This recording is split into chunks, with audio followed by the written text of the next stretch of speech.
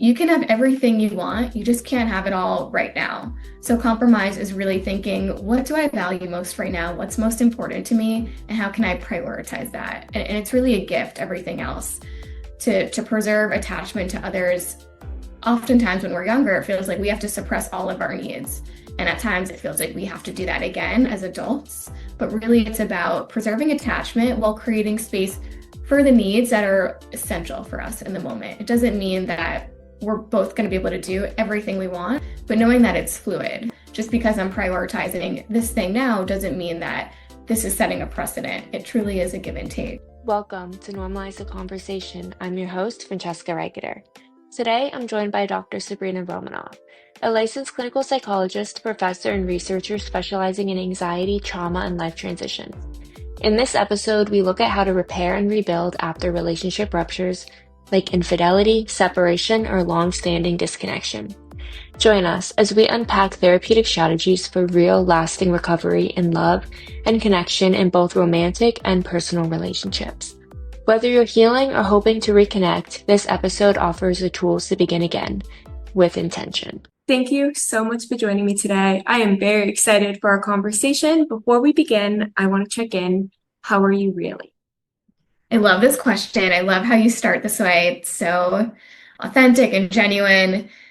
I think I feel a little bit anxious just about the world. It's hard not to when it feels like everything is so up in the air and uncertain. And also as a therapist, like having my own anxiety and holding it for others. But I try to like maintain that anxiety with intention. So I manage it by focusing on very small steps I can take towards connection or growth. It's a way of kind of reminding myself that no matter what level of uncertainty we're facing, you can always have a choice to have community and you don't have to face it alone, which feels really powerful.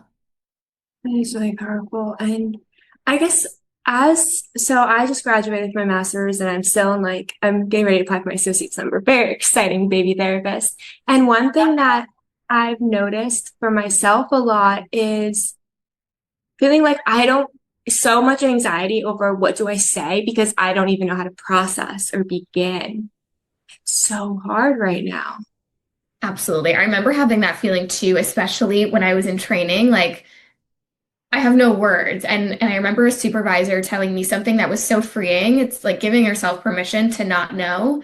And sometimes that's what the people we're speaking to, our clients, really want the most. It's like we're together in this big, uncertain thing. And that can be so much more powerful than some elusive answer because there is no quick fix. And I think the healing power of community, it takes away that pressure, that burden, feeling like we have to hold it all on our own. So I think that's a huge way of regulating the stress.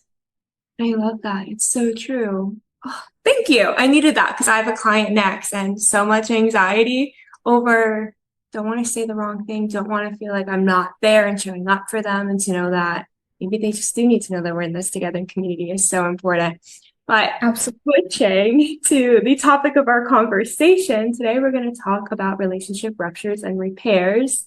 So to kind of kick us off, can you talk to us about what a rupture in a relationship actually means? Absolutely. So a rupture is any time in which we feel like our connection to our partner or someone else has been broken in some way, and they could be big or small.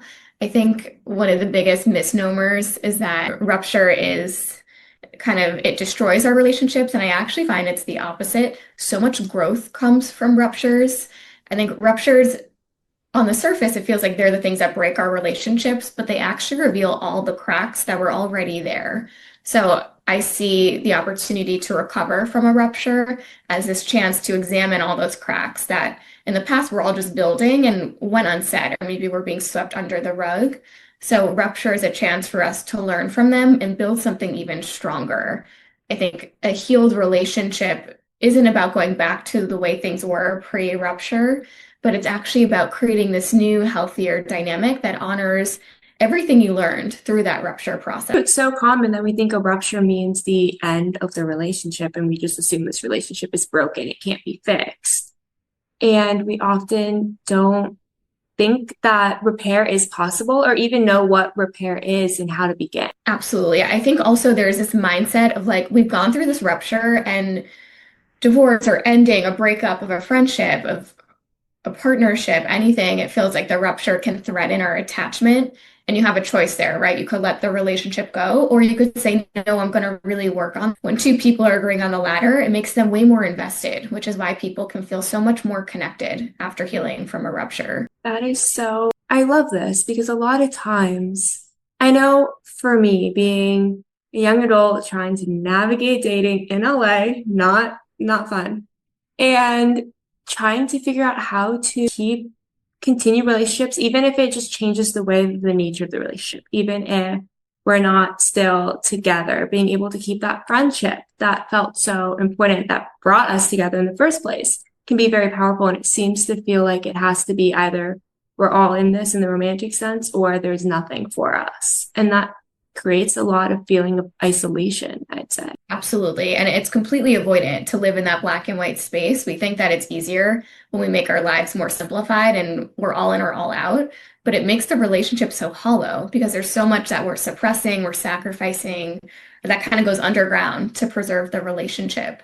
So instead, I would say go towards those ruptures or go towards those things that are really scary because it'll ultimately make you closer. That's so true. So, what are some of the common causes of rupture? Great question. It depends really on the relationship. I would say in a romantic sense, it's often a sense of misaligned values or feeling like you're not totally being cared for. People often talk about the different love languages.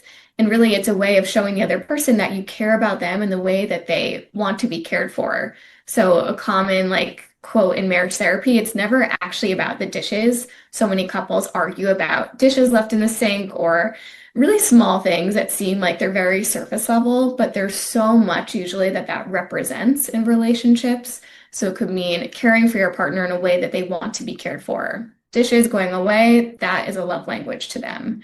So it's really about what the action represents. And it's really about being loved in the way that matters most to us. It's almost never about the dishes. One of my very last classes, my teacher was saying that, and one thing he said that I really, really loved was there's often no communication behind any of it. So we're letting these things build up and we're assuming people understand what we're thinking and that they're thinking the same way. So when they are not doing something that we want, we assume it's intentional. And then we grow this like kind of bitterness and resentment toward them. And the same thing's happening for them because there's no communication on what our love language looks like, how we want someone to show up for us, what our emotional needs are, what that looks like to us, what feeling heard and feeling seen, feeling understood actually looks like. For some people, it might be just someone sitting there and really listening. It might be someone validating. It might be someone then going and doing an action after. But without that communication, we start to just feel like they don't care. This is intentional. And we're almost forcing the end of that relationship in a way. So well said. I love that so much. And I'll remember that too, because I think it's so true. We're often like silent storytellers in our own silos. And as you were speaking, I was wondering, like, why do we do that? But I think it's a way of like building a case. It can feel so scary to just talk about our hurt feelings and feel like, oh, it's going to be received and met without defensiveness. So I wonder if we do that as a way to like strengthen our argument. Look at all the ways that you hurt me to kind of feel like I have enough gas to finally reveal kind of my hurt to you. Exactly. And then we can justify a lot of times, at least the way he was saying it, was that we go into relationships with almost one foot out the door. We're assuming it's not going to work out. And we're justifying taking that step outside the door. We're justifying the end of the relationship that it was never going to work out to begin with because of all these things that are happening instead of actually giving ourselves the full chance.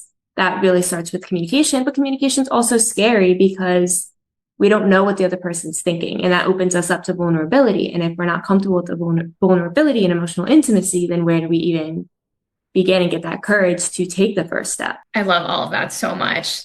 It's so true. We all have one step out the door, and for good reason. All of our past romantic relationships have failed for some valid reason. But why should we not be wary about investing so much in a new person? I guess it's like the self-sabotage is valid if we feel like the safest place truly is alone without anyone else. And maybe that is true, but it's also a very lonely place. So to be connected really is the trade-off of risking, really putting ourselves out there for someone else. Exactly. It is so isolating. And I think, at least for me, I've noticed this shift in as I've gotten older and everyone around me online, right, is like getting married and having kids, and I'm not there yet. And feeling like, okay, well, I just have to learn to kind of love myself and be okay with myself. But then when opening the door for future romantic relationships or even friendships, right, it's like keeping that layer of protection for myself because if everyone leaves, at least I'm okay on my own. At least I'm safe and protected. No one can hurt me. No one can take away this feeling of autonomy and independence that took so long to cultivate. So then it just gets stuck in, like you said, that self-sabotage of I'll keep myself protected, but by doing that, I'm never really giving anything a chance. Absolutely. And it so easily can become this self-fulfilling prophecy. If you imagine they're going to hurt me in some way, you're probably going to act in ways that you don't consciously realize are being defensive, or you're setting yourself up to polarize into that dyad of the person who's going to be hurt and the person who's making some transgression. So it really does require trust and looking for being kind of what you want in others. And for those listening who are maybe noticing these ruptures of, maybe I haven't even fully given this relationship a chance. Maybe I haven't even begun to scratch the surface on building emotional intimacy, or cultivating a deeper intimacy beyond just that surface level check-ins, that expectation of this must be what they want going into this relationship, right? If we're noticing all these things, how can we begin to repair? What does repair even mean? Great question. And I think there's so many ideas about it. I think the first step is that rebuilding after a rupture, it's not about erasing the past or the mistake. It's really about owning it. And that's almost always where the first foundational step is towards recovery. So that really starts when both partners can radically embrace that accountability because it's often co-construction, a rupture. Both partners play some kind of role in how they both got to where they are now. So the ability to say, this is how I contributed to the pain that we're in, and this is what I'm doing to really make it right, is the first step towards moving forward. And I think just that level of transparency and letting go of all resistance around it becomes that glue that holds the repair process together because it creates this trust. Like we're both exactly on the same page here, which is essential in moments when all that doubt it can feel overwhelming and makes you, again, take that final step out the door. Accountability on both ends is so hard though, because it's so hard to admit when you're wrong to begin with. I know I struggle with that sometimes. And it's easier to, from our perspective, right? I'll speak for myself. From my perspective, when I'm in a situation with someone and I'm seeing it only from my side, and I'm assuming this is intentional, they don't hear me, they don't care to hear me. It's so hard to recognize and really believe, well, I haven't been communicating what I need. And I haven't even been paying attention to what they need because I've been so focused on what I need. So to get to a place where I can then admit it and then open that door for a conversation with them so that they have the chance to also admit their side and then begin to work together and figure out what repair means for us. If it means continuing the relationship, what that relationship looks like, if it stays in the same direction it was going, if it completely shifts. But to even admit that I did something, right, that I've been part of it is hard. And then to communicate that to someone else and then hope that they do it. Like, how do you even begin? It's so hard. I think most people find themselves in this tug of war game, right? There's one bad guy, there's one winner and one loser. No one wins with that mentality, though. It's almost like both people have their fingers in their ears. They refuse to listen to their person's side. Instead, they're both fighting to be in the victim role or the winner role. And I love how you said that. It's like accountability. It means like holding in front of the other person, this is what I contributed to this. And it kind of drops your ears. It drops all defensiveness. And the paradox is once we drop that tug of war rope, once we kind of show this is what I'm bringing to the table, the other person will do the same. But it takes that one brave person to change that dynamic and take a step forward. Being the brave one is so hard. I heard this quote recently that was, are we fighting the problem or are we fighting each other? Mhm. And that's something that's really hard to recognize and differentiate if we unconsciously are assuming the other person is the problem and being able to really take that step back and explore, what is the disconnect here? Not even the problem, but the disconnect. Where is that disconnect coming from? And how can we begin to explore it more instead of fighting the other person to, like you said, win? Absolutely. I love that mindset. And it's so important to pause and like look at the conflict together from the outside so you can feel aligned because it should always be you and your partner against the conflict that's dividing you. And that's sometimes really hard to do because, again, going back, we both have to admit our accountability, take the accountability in both of it. And one thing you said was earlier, you specifically mentioned romantic relationships, which means this can also happen in different types of relationships. So, in what other relationships may we notice some form of rupture? Absolutely. All of our relationships, right? At work, our coworkers, with our family, our parents, siblings. I see it a lot, most lately among friends. Friendship is taking on a new toll, and I think we're leaning on our friends more than we have in the past, especially as people are struggling so much with dating now. Their friendship circles really are their core support systems. But with deeper level of friendships also brings all these complicated feelings. And I think one of the hardest parts with friendships is really feeling like when your friendship is well intentioned and it feels like your friend really has your back, and also feeling like you guys are aligned and have the same goals moving forward. So I have a lot of patients right now who are contemplating friendship breakups. There's been a lot of ruptures over the years, and they're wondering, should I really stay in this? Is this really aligned with me? Or has this just been like a lifelong friend? And I feel strained or I feel like I'm not allowed to kind of let go of it. Oh, that feels so relevant to me right now. I've been going through this phase where I really have recognized how much I struggle to connect with other people in general. I'm very unique for, I guess, my age. I started doing what I wanted to do when I was 12 and been working on this basically my entire life. So where I'm at, most people are figuring out what their passion is and what their purpose is and where they fit in. And we're in different transitional periods. And a lot of times I have to learn how to take a step back and relate to where they are, even though I was maybe a little bit younger at that point. And it's really hard because when I notice our values aren't as aligned as I thought they were, right? I'm very focused, hyper focused on impact and helping people. But I've also been to the point where that can be my focus. And a lot of times when I don't see that in people, I automatically turn this, well, they're not who I wanted them to be. This relationship is not going in the direction I thought it was supposed to go in. And I've become very, I think, hypercritical on other people and then start to kind of distance myself. And when they don't do what I would want them to do, I really want to say increase those cracks in the disconnection. Like I know that I'm doing a lot of it and having to learn how to take that step back and decide, like, is this a relationship worth fighting for? Am I putting too much of my own like insecurities and fears and goals, projecting that onto the other person? And if so, am I willing to take that step back? Or is this just going to be very unhealthy dynamic for both of us? It's so hard to figure out. That was so insightful and so introspective also, saying, could I be projecting my own ambition and like striving for more onto other people? But what you said reminded me so much of that dichotomy. Is it better just to be alone than to be with other people and be disappointed in some way? And I think ultimately we hope to strive for having very realistic expectations and diversifying, right? Getting what we need and different things out of each relationship.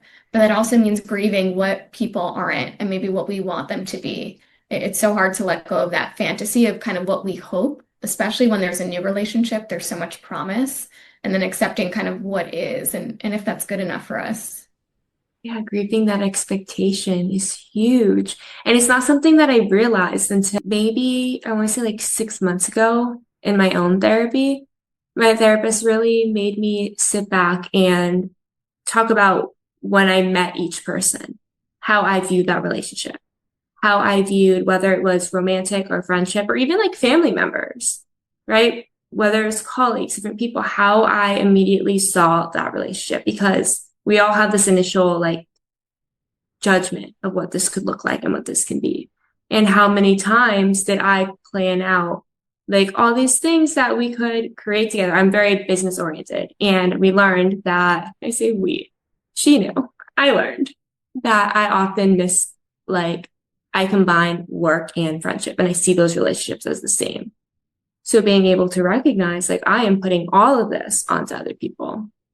And if I'm going into every relationship with this expectation of what can come from it in a creative, kind of like mental health work ethic type way, I am not giving anyone the chance to live up to their potential. I'm not giving myself the chance to live up to my potential, create that connection. I am, again, self-sabotaging and automatically having that one foot out the door, waiting for something to not line up and then to leave the relationship instead of looking at where those disconnects in just my own judgment and perception are, being able to have that conversation and then repair in a way that moves us forward in a supportive and helping each other instead of a competitive or like forceful way. Absolutely. I think what you're saying, it's one part is projecting your own self and maybe hoping that you'll meet yourself or a recognition of your own hopes and desires to connect in someone else. And it can be so disappointing when people aren't us or they don't extend that same graciousness that we give to them, but also, or that same ambition or whatever it is we're looking for in other people that we give so freely.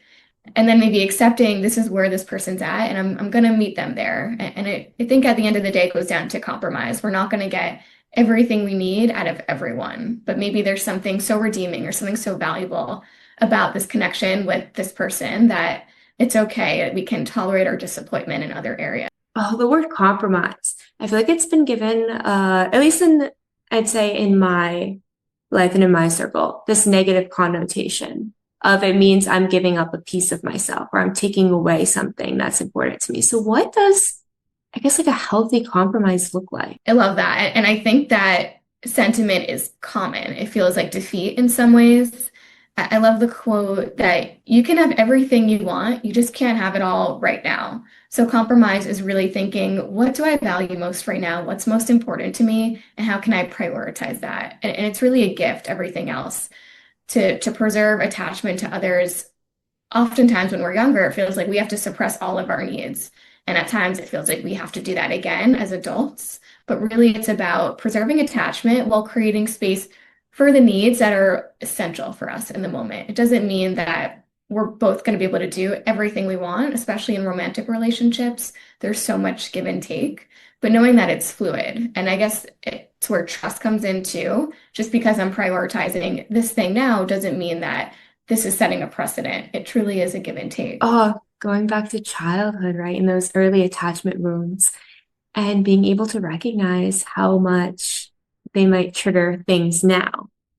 And I guess for me, something that's really difficult is how do we create conversations about that in a way that's not maybe blaming the other person? Like, you're creating this wound, you're recreating this wound for me, you are triggering it. How do we come to the table with these conversations that allow for repair instead of for fighting? Great question. One, it starts with insight, understanding where your wounds exist. So you're kind of ahead of the game and know when they're going to be opened or poked. So I think something helpful that I recommend clients do is keep a log, even on your phone, of the hot moments of the day or the week. What are the things that really get you fired up or really trigger you? Eventually, you'll notice the themes and you'll start to learn yourself better. So maybe it happens at work, or maybe it happens exclusively in these types of friendship relationships or only with the family. And maybe it's about a theme of you feeling like you're not getting recognition or feeling like you have to be caretaker to them. And then once you recognize the theme, you can notice how you might be contributing to that pattern. Do you also feel safer being in the caretaker role? Are you doing things that create this dynamic because it's so familiar to you? So insight is first, and then communicating it to your partner is different. I think it's so much more important to consider the how, the process of how we communicate, in addition to just the content. So often we just focus on the words, and there's so much more that's communicated that can really be metabolized and understood if we look at the process. So something I love, it's called nonviolent communication. And it's kind of like a jarring term, but the idea is that you keep the whole focus on you. So all I statements, and focus on the impact that you're feeling or the hurt that you're feeling instead of using any type of defensive language. So no blame, no you, no like finger pointing at the other person. And that's how you'll truly start to get them to hear you. Okay. Wait, that's such an easy tool going back to what you first said, like tracking it on your phone, checking in with yourself. And a lot of times we don't check in with ourselves and we just wait till it all like comes out and comes to the surface. And then it's so easy to do the, well, you caused this, you did this, that blame. It's so, that's such an easy tool and trick that we can use to recognize, like, hey, this is what's impacting me. And when I recognize it and these themes coming up in my different types of relationships, how can I begin to build that conversation using the I statements? I'm feeling very overwhelmed and thinking about how, I feel like this desire to be needed.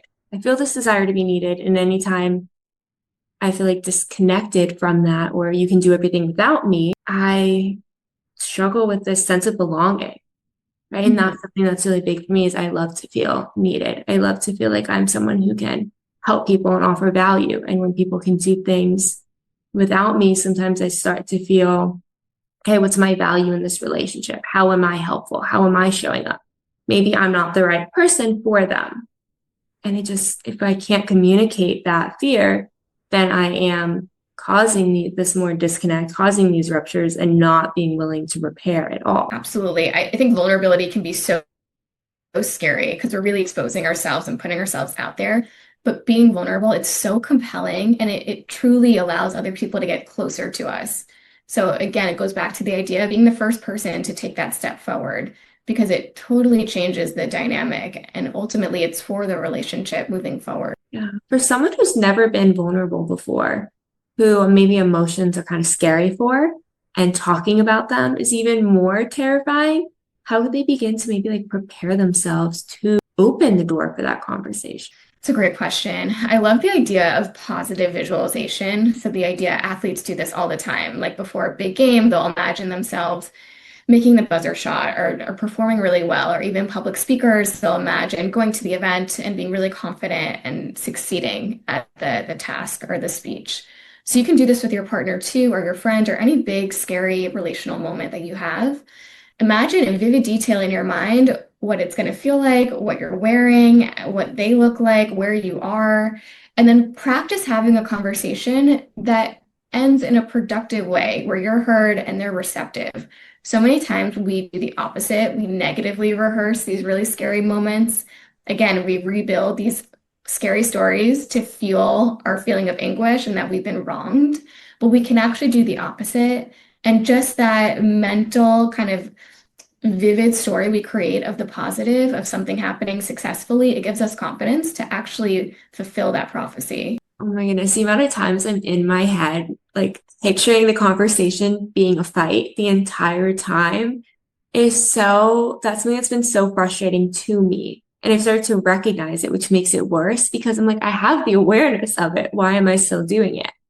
And I've started personally going for walks when that's happening and trying to get it all out and then switch the conversation and go back inside when I've switched it to a chance of a positive outcome. Just like the expectation that, not the expectation, but even the possibility that this could go well and going into it with an open mind instead of this is going to lead to a fight because then I'm creating that self-fulfilling prophecy. I am going in trying to say that one thing that's going to cause that fight. So I can be like, see, I can't talk to them about this. See, I was right. I love that so much. And I think that's so helpful to realize, oh, I'm perseverating. I'm going in circles here. I need to get out. What do you think it is about the walk that changes your dynamic or how you see it?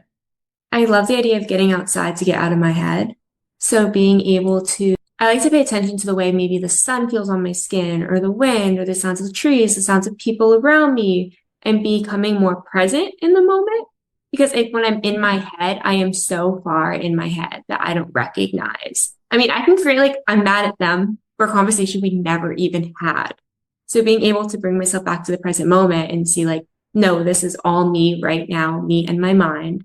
And how can I begin to have some more control over it? But it requires that mindfulness and that grounding. And for me, it really is just being outside and having exposure to all these different things that remind me that it's me. I love that. It's almost like our mind is constantly preparing us for danger. It's constantly anticipating a lion jumping out behind a tree that's going to attack us. And like we have to find a way to reprogram our primordial brains. And that's such a great way to remind yourself, like, I'm safe, I'm in nature, everything's okay. And I love that. And I think walking is such a beautiful way of like changing your environment and changing internally what's happening for you. Yeah, and it really helps me start to reflect on, is it time to let go or should I keep trying to fix it? If the only thing I can come up with after like walking for 10 miles is a fight, then maybe I'm not even willing to fix this relationship. Maybe I'm looking for every single excuse to get out of it and I'm just not willing to open up that communication. I'm not really committed to a repair and I can recognize that. But if I don't give myself that chance to see, am I willing to even be open-minded or am I just looking for an excuse? It really helps. I love that. It's almost like you're saying walking is a way to recalibrate everything. It helps you like trust, is this actually something I'm feeling or am I just getting stuck in my head? And it kind of creates this consistency. Like if I'm still feeling this way, that means that it's telling me something or it's a compass. It's telling me to kind of go towards it. Yeah. And I guess what are some other signs that maybe it's time to let go instead of repair versus signs that it's repair is the best thing for both of us? It's a great question. And I think a lot of couples struggle with this because so many times arguments or conflicts, they're cyclical. And oftentimes, couples on the surface, it looks like they're arguing about different things, but it's usually the exact same dynamic over and over again. For example, like the pursuer distancer. One person is constantly criticizing and the other is withdrawing. But the criticism is really a way to kind of pull their partner closer. And it feels like this constant race between them both. So I think the way to look at that is to kind of explore together or outsource, try to find a third party neutral person, like in therapy, to kind of see, is this something we both want to work on? Or does it feel like this is a band-aid? It feels like we don't both want to work on this. I think intention is key when looking at conflicts and arguments.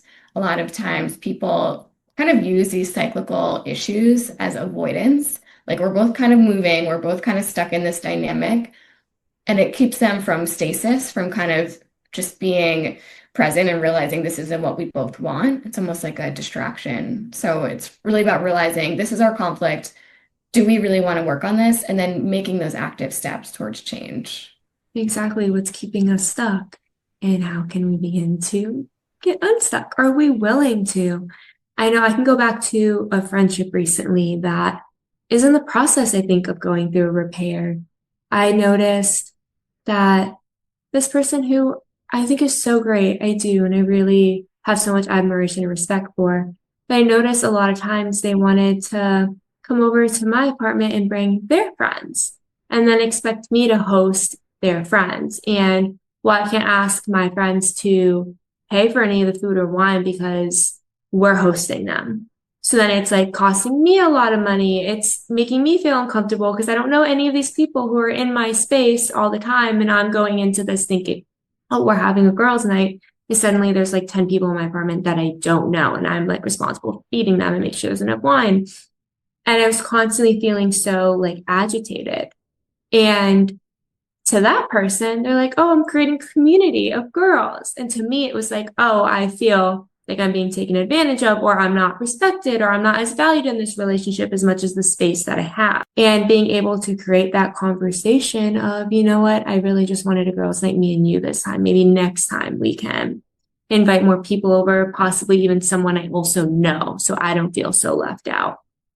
And that's been really hard to say and see how the relationship changes. And is this something that's going to work out? And I hope it is. But at the same time, knowing that I really value feeling comfortable in my space. And if I'm constantly uncomfortable in my space and this conversation isn't going to work and it's not working, maybe it is time to let go. But really trying to have that repair first and that awareness that we're stuck because I was just continuing to allow it to happen and then creating this resentment in my own head until I got to the place where I was like, I'm like rambling now in a circle, but I got to the place where I was like, you know what? Maybe I should say something in a nice way and getting my mindset to a place where I can come from it as an I feel instead of you are making me feel. Good for you for advocating for yourself. It can be incredibly scary. And I think very common. A lot of people question themselves. Should I just put up with it or should I go along with it? Am I being too much or am I not being generous enough? And again, it goes back to the very core trauma that almost all of us have felt, that to preserve attachment to our caregivers, we had to suppress some of our needs. And to this day, as adults, we still question, is there room for both of our needs in the relationship, or will my needs kind of always come at the expense of theirs? I like how you said, though, like the agitation was a sign you had to say something. I think our emotions are so often lessons, and anger, agitation, that's a sign that your boundary was violated. And I think it's so important to then advocate for positive change, like you said, and not dwell on the problem. So use the emotion as a lesson and then try to speak assertively about it instead of kind of staying in the conflict.